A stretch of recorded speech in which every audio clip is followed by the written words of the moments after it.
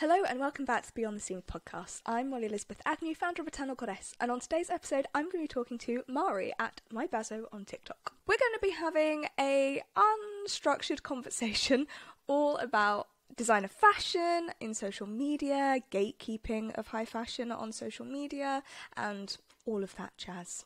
If you'd like to keep up to date with future episodes of the podcast and more from Eternal Goddess, make sure you're following us on Instagram. Thank you, Mhairi, for joining us. Can you explain a little bit about who you are, your interest in fashion, where we can find you on social media? Sure. So I'm Mhairi, at MyBazzoo on TikTok. The name comes because I had a little shop when I was younger. I used to design clothes that I didn't make, but then I actually knitted a lot, and I would sell my stuff at a fair, and my fashion label was called MyBazzoo for reasons which no one is able to remember, but it just sort of stuck. So I am 21, almost 22.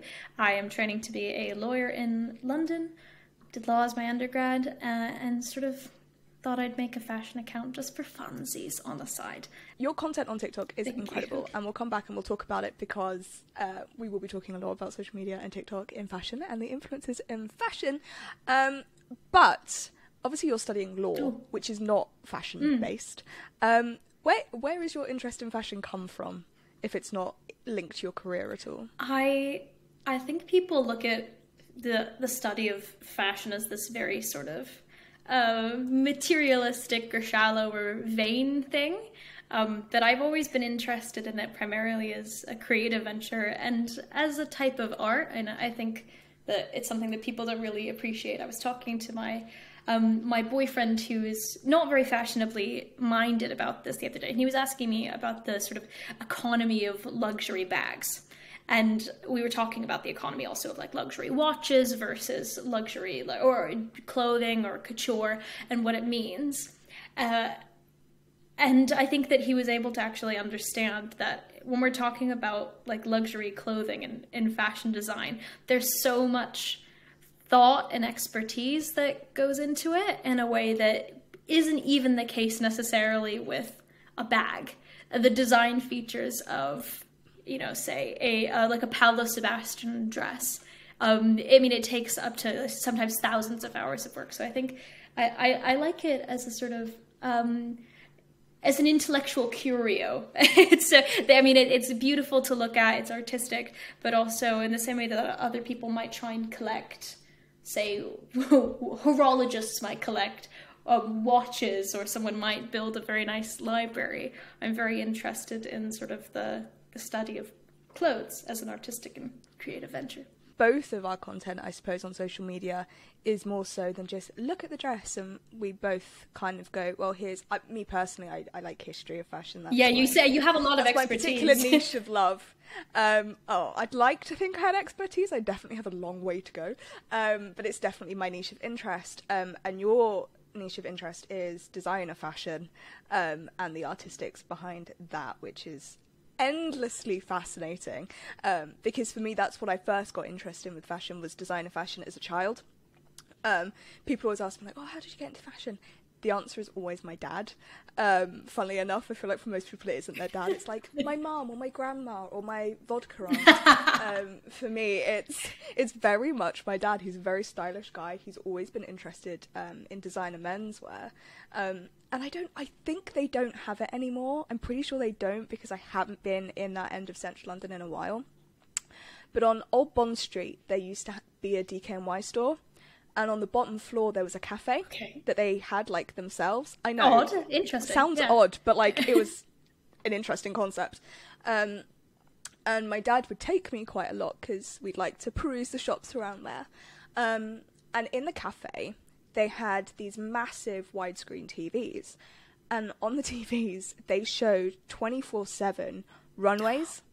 From all over the world, all of these runway shows. So I would sit there, aged, I don't know, like 6, 7, 8, 9 years old, eating a sandwich and having some water, while my dad was probably on a work call, just staring at these runways like, oh my god, it just captured me and like kept me entertained, and I was like, this is incredible. And runway is an art. Now, I don't want to get too far. One thing on runway, though, because I have a point on runway. In the sort of 2010s, I think the interest in runways was dwindling a bit, partially because of the walks. If we go back to like 90s, early 2000s catwalks, even before then, like 80s. I mean, the walks were the passion. Like, think of Naomi Campbell is the iconic example of an artistic walk, of something that's dramatic and forceful. And it isn't just I'm gonna call it out.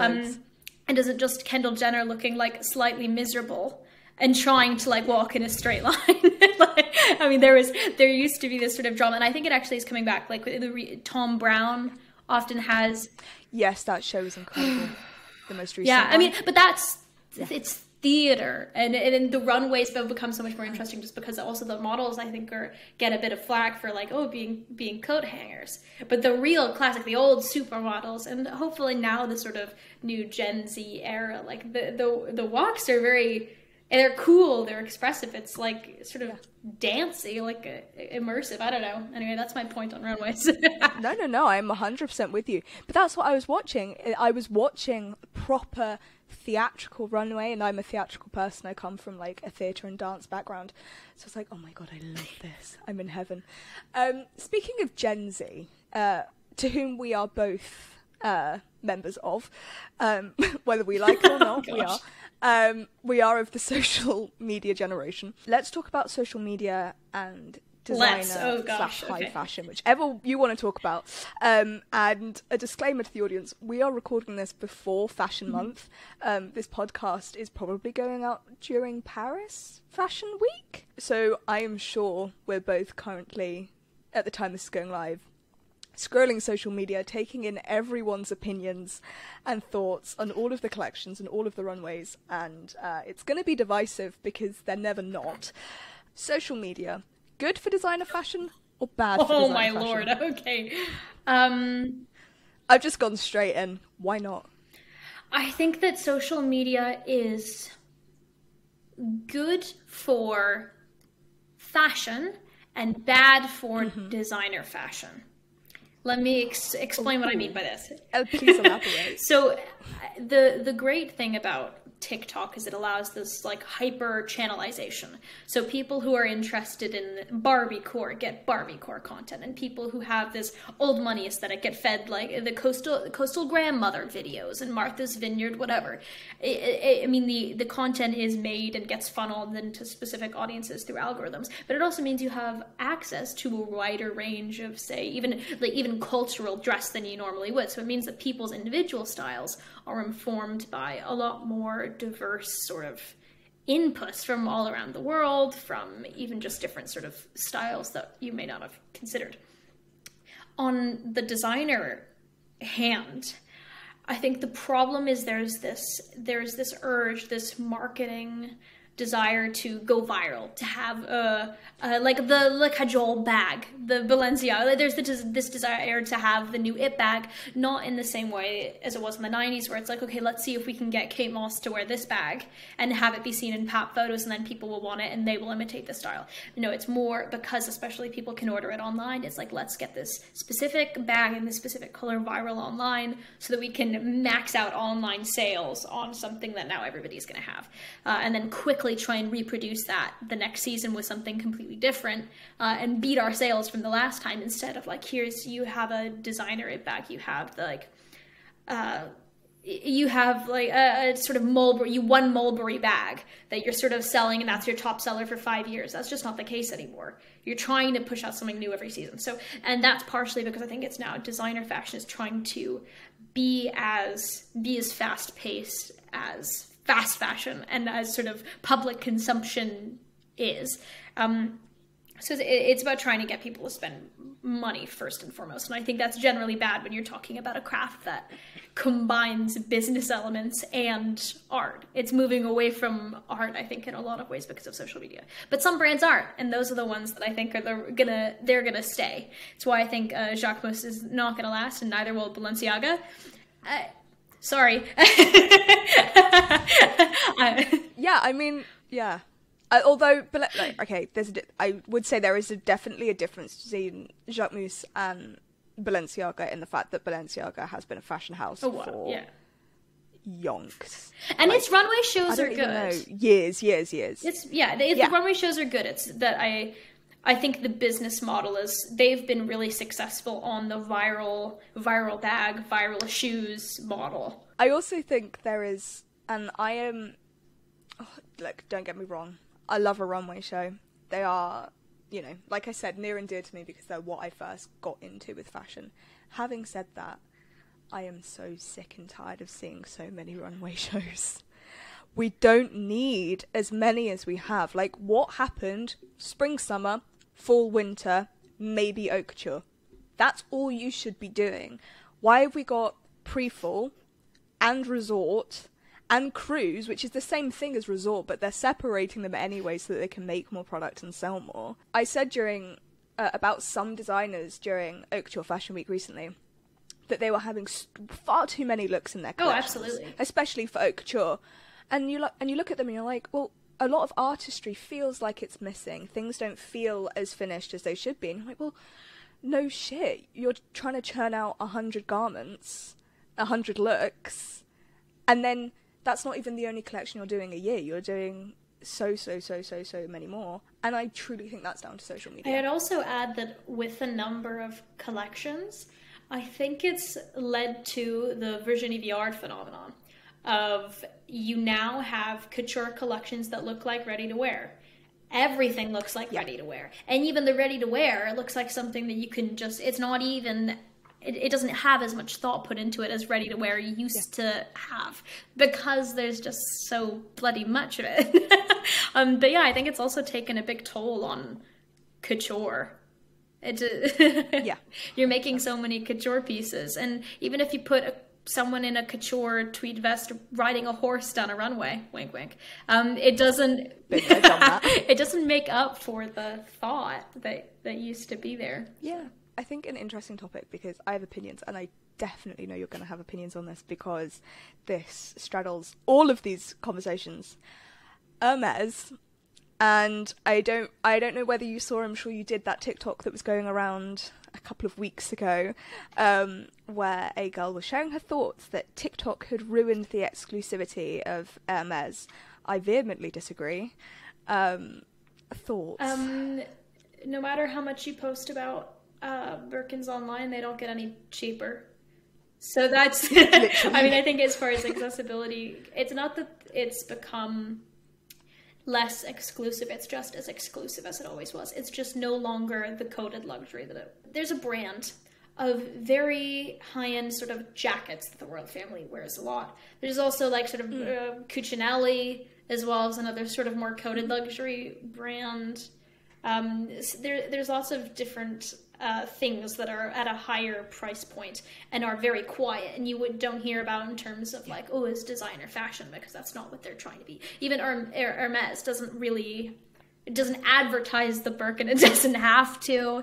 It doesn't have like a marketing campaign behind it. And in fact, I think they're mad that people are doing that marketing campaign for them, because what the image they were promoting by essentially shutting up and being quiet about the bag was, this is a sort of secret that only sort of rich people have. We can spend £35,000 on a bag. I wish. Well, I mean, I have mixed feelings about bags at the sort of really high price point, because I think the truth is that garments take a lot more effort and time and artistry than most bags do. I mean, also, I'm quite skeptical of the Birkin. Obviously, I love it. I mean, it's all made by like one artist, and the story of it is really amazing. But like each bag is like from like start to finish, as far as I'm aware, made by one person. So that's pretty incredible. But I don't think any bag is worth £35,000 in the same way that, say, Gualpé. Every dress that has been made by Gualpé, like in terms of artistry and time, is worth, tens of thousands of pounds. Like, obviously, and that's by any objective metric, in a way that I don't think bags have ever really convinced me of their worth. So, if we were talking about Loewe and a Loewe bag, I think that argument stands, that it lowers their worth because everyone has one. The number of people that can afford to have a real Birkin, minuscule. It doesn't matter. I think it's fair to say that the fake market has blown up, but it's been blowing up for years for Birkins. This is nothing new. This has been happening ever since celebrities started hoarding them, like Victoria Beckham. And honestly, most people that do have more than one Birkin are having them to use them like stocks because of the real sale. The real sale prices are insane. Like, you're genuinely better off investing in a Birkin than some kind of stock share. It's true that it beats the market every single year because they've maintained the exclusivity. It's funny, I read an article recently that was about how even rich people are buying fake Birkins. Because they don't... Yeah, I read something about that too. It was going around. And it's obviously, besides being ironic, funny, even people who can afford Birkins can't afford Birkins. So the idea that your TikTok posts about it make it more accessible is just kind of BS. Yeah. So, and I think, and even if it is more accessible, I think that whether it's expensive or not has very little bearing on like how much artistic value a Birkin has or artisan value. I might look at a Birkin and say, okay, interesting, great quality, about as good as a bag's gonna get. It's still never, no matter how much you charge for something like that, it's never gonna convince me that I would rather wear a Birkin than, say, a different bag that has more artistic value. So, Couture Fashion Week, the Chanel show happened. Did it? Oh, it did happen. We all had thoughts. It didn't really happen. It's sort of like... I think we've all forgotten that it happened. Sort of, Anyway, a girl on... I think she was a girl, I'm not sure. Someone on Twitter tweeted out simply the words, Chanel can't do haute couture. and Twitter went ape, particularly this one creator, who I won't name because he doesn't need to be promoted necessarily, was like basically the king of gatekeeping over the whole topic. Well, you don't get to have a say because you can't afford to buy Chanel. You don't get to have a say because what's your degree in fashion? Like what gives you the right to say such a blanket statement about Chanel? Firstly, it was Twitter. You know, she didn't tweet, "I'm on my way to burn down the walls of Chanel." It was just a tweet. Where people are allowed to have their fashion opinions because it's fashion Twitter. But because it's fashion Twitter, it's unhinged. And everyone was up in arms about gatekeeping of designer fashion online. And what gives you the right to have an opinion about designer fashion, and how elitist it is. And it is elitist. I think that the talk around the appropriation versus appreciation debate says a lot about where exclusivity is supposed to be in fashion.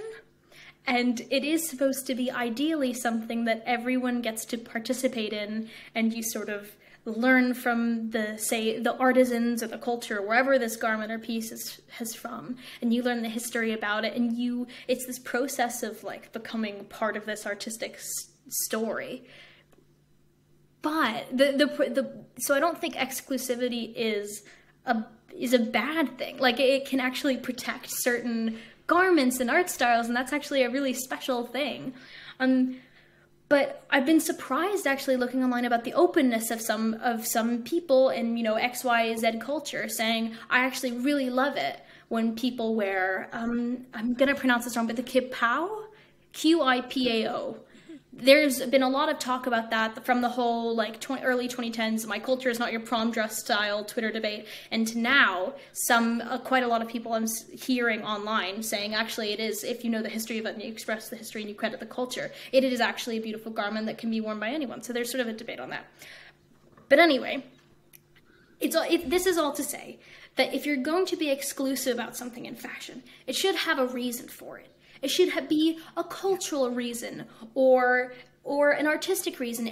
Something like, well, don't buy a Shein knockoff of a designer piece because you've discredited something that actually takes so much time and thought and effort like that. So that's exclusivity. Here, where exclusivity goes wrong is where you say, you're too poor to have an opinion about what you find beautiful and artistic. when we really boil it down to, you're too poor and you don't have enough time to go to fashion school or buy a piece from Chanel, then you shouldn't care about how leading fashion designers who affect the whole fashion landscape that you poor person will participate in when you shop at your local store, because of all the trickle-down artistic effects. You don't get to have an opinion about the people creating the whole economy of art and fashion that is going to be on your body by next season as the trends trickle down. You don't get to have an opinion about it. So it is without reservation complete BS.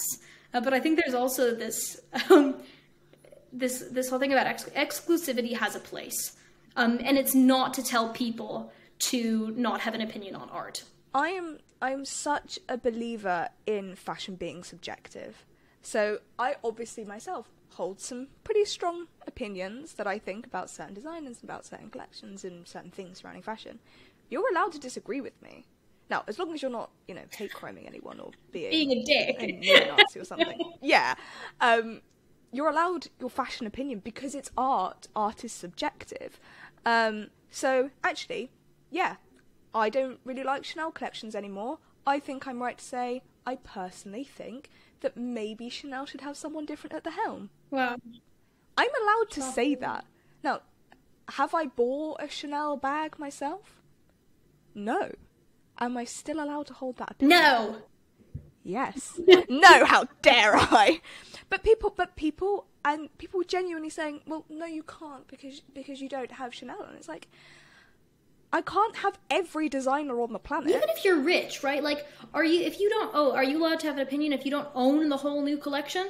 Even someone who has a Chanel bag is at most going to have, even the richest people in the world have like 20 Chanel bags. Right, because they'll have other designer pieces, right?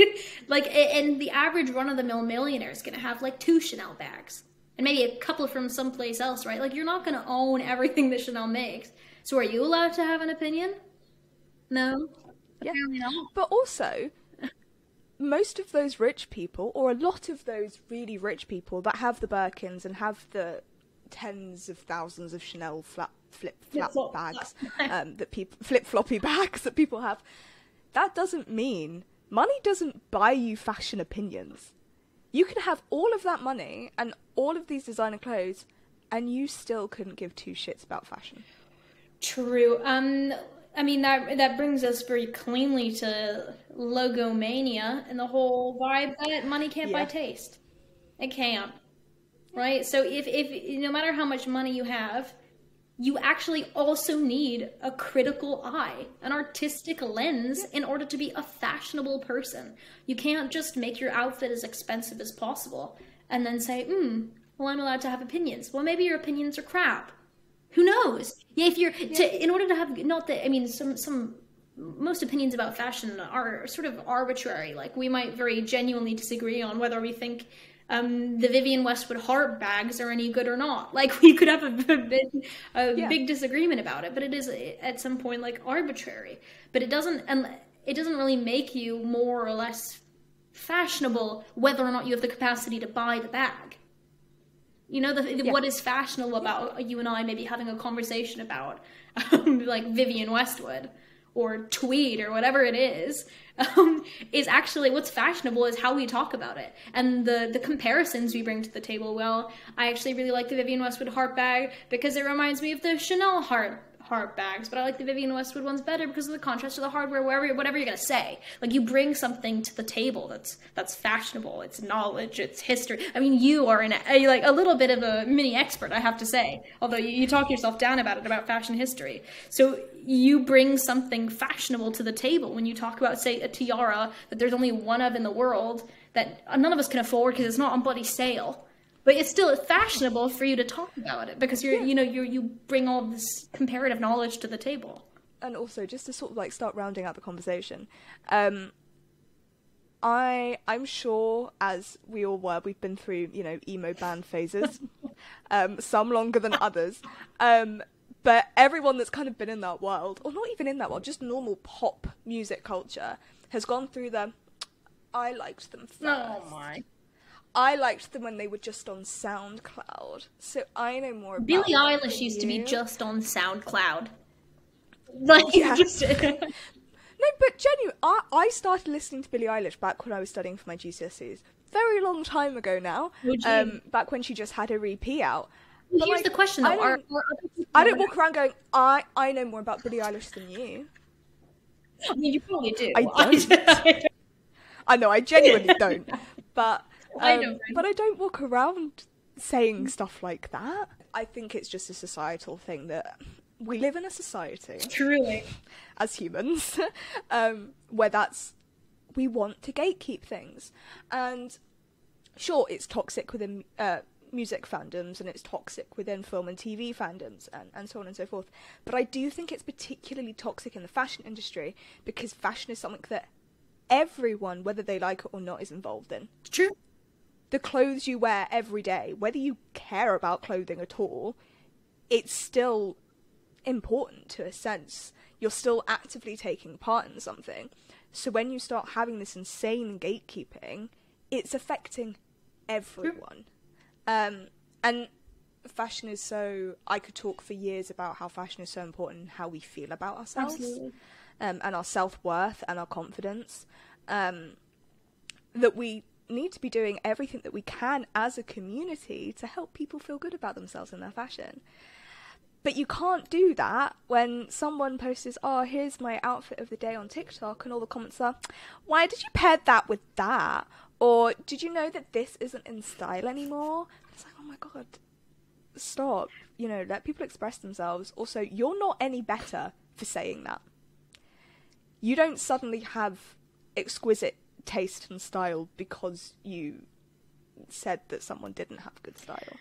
Yeah. You're allowed your opinions. Look, if you look at someone and you think, I don't like that outfit, fine, you're entitled to that.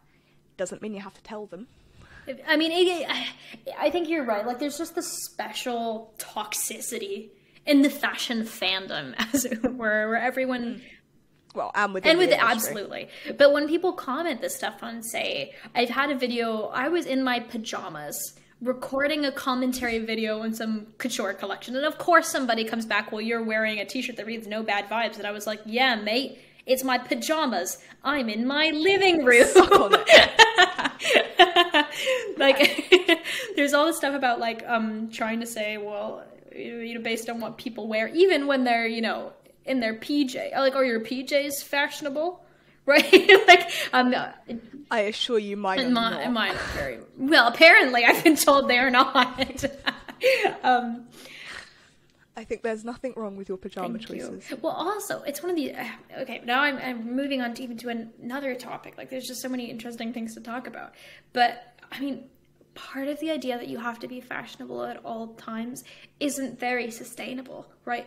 There are times when it's actually good to wear a ratty old t-shirt that you've had for 20 years from your that left over from your older cousin who was, you know, a teenage boy and didn't wear it anymore. Like, it's good to actually pass down clothes and wear something unfashionable when you're just chilling at your house. Like, you don't have to surveil yourself and other people to make sure everyone stays in line with your personal fashion sense at all times. Like, actually, there's a time to wear sweatpants. It's okay. You know? Yeah. 100%. I am a big believer in at-home clothing, and I don't mean in an aesthetic athleisure way. I mean I've been wearing the same pair of tracksuits since the beginning of the pandemic, and they're gross, but they're comfortable. Would I be seen dead on TikTok in them? Unless you record waist up. That's what yeah. Oh god, I'm wearing shorts, like at-home shorts right now, but you can't tell. It's a very passionate topic, and I think two people getting so passionate about this is the entire point of the entire thing of fashion online and fashion on social media, because us two, we have, you know, found each other through social media, by talking about fashion through social media, who have developed their interest in fashion through social media, who keep up to date with the fashion world through social media. So yes, it is a positive thing, and this is rounding back to the very broad question I asked you at the beginning of this episode. But also, after everything we've just discussed, it can be an incredibly toxic place. And it has real-world consequences.